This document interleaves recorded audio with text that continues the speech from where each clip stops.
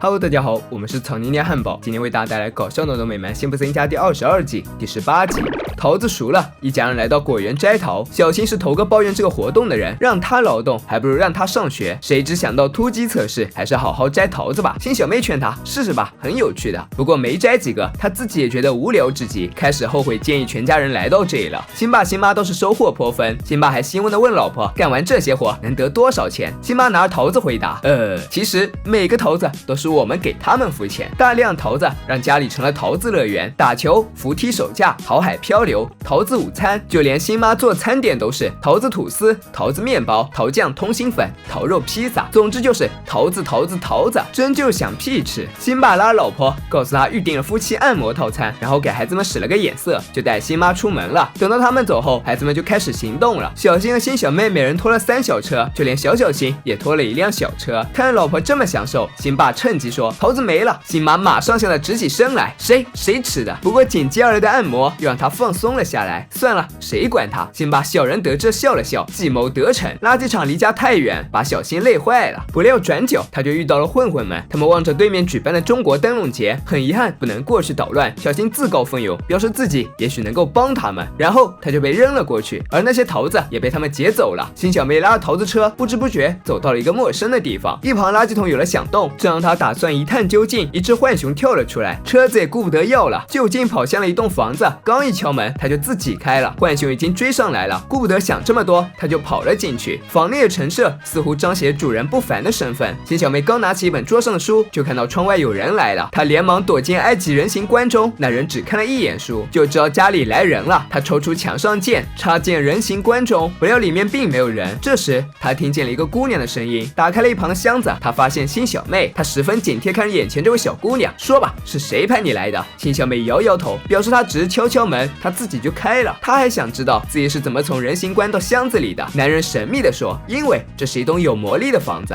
说着就施展了一系列让她瞠目结舌的魔术。新小妹忙问这是怎么做到的，男人告诉她自己叫雷蒙多，曾是世界上最有名的幻术大师，一直为上流社会表演，但很快他就不想再说了，落寞地表示谁愿意听他的过去呢？新小妹一脸兴奋，我愿意我愿意。雷蒙多也很高兴，让他通知家人，就正式给他介绍那些魔术道具，自动弹奏音乐机器人，能看到死法的黑暗魔镜，还有他最受欢迎的魔术节目奶罐脱身术。新小妹仔细看了看相片，觉得他和旁边女郎好像有点关系哦。雷蒙多解释道，这位女士是他已故的妻子，同样也是唯一知道这个魔术奥秘的灵魂伴侣。新小妹真诚询问，你愿意教教我吗？雷蒙多不认为女孩子能当魔术师，但架不住新小妹的恳求，于是许诺能够在1周内将命运之环连起来，就来找她。没曾想话音刚落，新小妹就将他们连起来了。如此天赋，雷蒙多也愿意一试了。现在就先教玩硬币吧。入门之后的新小妹向老爸表演了耳朵生硬币的魔术，搞得新爸还以为自己的耳朵真能生钱。老新不曾询问孙女是在哪学的，报出师傅大名之后，没想到爷爷竟然听说过。小新对于妹妹学会魔术愤愤不平，这明明就是自己的心愿。说着就拿出了2年都尚未拆封的魔术道具，一看就不是诚心想学。见他半天撕不开，新小妹决定帮他一把，于是就在他嘴巴里拍出了3把剪刀。新爸又当真了，抓住儿子的脚就往下倒，想看看他还藏了什么。新小妹兴冲冲告诉师傅自己已经学会切牌了，不料师傅现在有些郁闷，他被一个综艺节目赶下了台，取而代之的是一个轻浮的魔术师。雷蒙多最看不起这些小年轻了，以为留个胡子会切牌就是魔术师，魔术应该是有技术含量的，就像帽子里变兔子，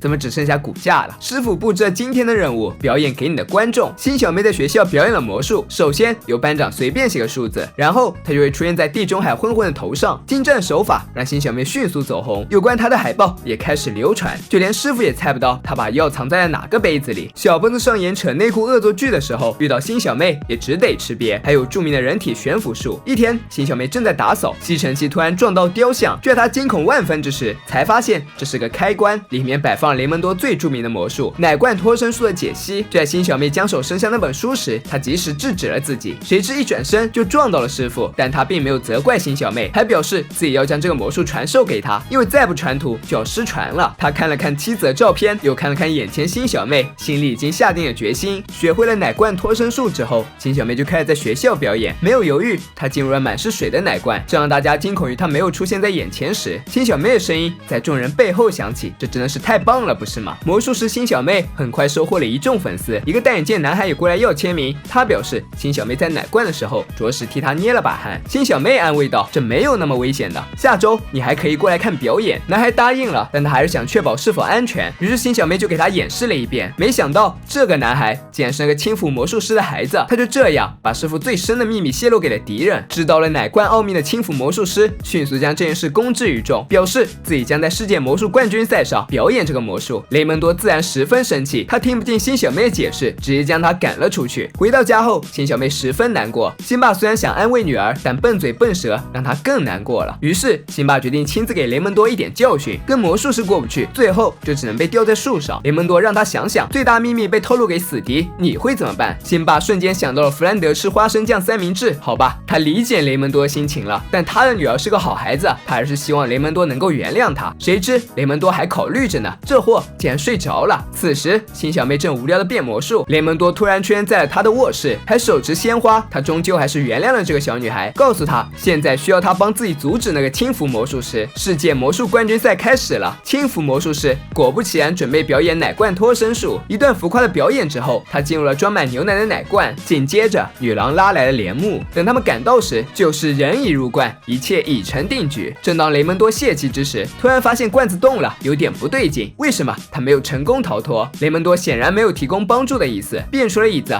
就坐着休息。但辛小妹没有办法眼睁睁看着一条人命就这样没了。师傅走后，他决定自己来救她，不料有人挡住了他的去路。这同样是一个魔术师，雷基杰伊。不止如此，还有大卫科波菲尔、佩恩杰列特、雷蒙德约瑟夫泰勒，就是他们将道具罐换成了普通牛奶罐，因为这个人剽窃他们的创意。辛小妹知道他没有职业操守，但这也罪不至死啊。谁知他们根本听不进他的话，一心只想抓住他。于是他们开启了大战，魔术师一出手就知有没有。他们直接凭空造笼子，将前来救女儿的辛爸关了进去。就在辛小妹被逼入绝境的时候，雷蒙多出现在他的面前，他不允许任何人伤害自己的徒弟。他们也算老相识了，全都使出了自己的看家本领。雷蒙多知道斗不过他们，就从怀中掏出一把小刀，这自然引起了对面嘲笑。不过他们没有想到这是拿来割绳子的，于是全都被舞台架子压倒在地。果然姜还是老的辣。辛小妹很佩服师傅的所作所为，不过还没有等她表达完对师傅的滔滔不绝钦佩之情，她就消失了。再出现时，怀里已经抱着那个轻浮魔术师了。如今她再也不想表演魔术了，在儿子搀扶下离开了。雷蒙多也迎来了自己的最后一次演出，大师出手就是非同凡响，直接将头摘下来灌篮，脱下外套，原来是辛小妹。雷蒙多从帘幕之后走了出来，他表示自己很高兴遇到了一位杰出的年轻魔术师，将舞台交给徒弟之后就回更衣室去了。辛小妹漂浮在空中，在众目睽睽之下将小新变成了眼镜仔，看来真的是已经出师了。雷蒙多在后台吸着带来的乙醚，渐渐的看见妻子向他走来，觉得吸得够多了，他放下了呼吸罩，没想到妻子的身影又模糊了，于是他又大吸了一口。等到妻子的身影逐渐真实，他牵起她的手，在昏暗的灯光下跳起舞来，在衰落遗失的边缘坚守，在快捷攻略繁荣里坚持。雷蒙多就是这样一位拥有匠人精神的魔术师，他了解人们如今的爱好，就是喜欢那些轻浮浪荡的表演，但仍然不愿意放下内心对于技术的坚持。没有着眼于精益求精的毅力，就自然不可能创造出为人惊叹的神迹。但文化想要生生不息，还是需要依靠后生力量代代传承。新竹高于旧竹枝，全凭老干未扶持。下年再有新生者，十丈龙孙绕粪池。雷蒙多和辛小妹的偶然相遇，无疑促成两代人的相互成全，既满足了年轻一代求知的欲望，也不至于让经典失传。辛小妹是雷蒙多继妻子之后人生中又一次出现的光亮，在她的身上所展现出的是对魔术痴迷、尊师重道以及深厚的人文关怀，都证明了雷蒙多没有看错人。人类文化的悲哀是庸所流传而高雅的失传。在这个娱乐横行的社会，如何让文化不没入时代的潮流，或许是我们每个人都需要思考的问题。本期视频就到这里了，喜欢的小伙伴别忘点赞、评论、关注，咱们下次见，拜拜。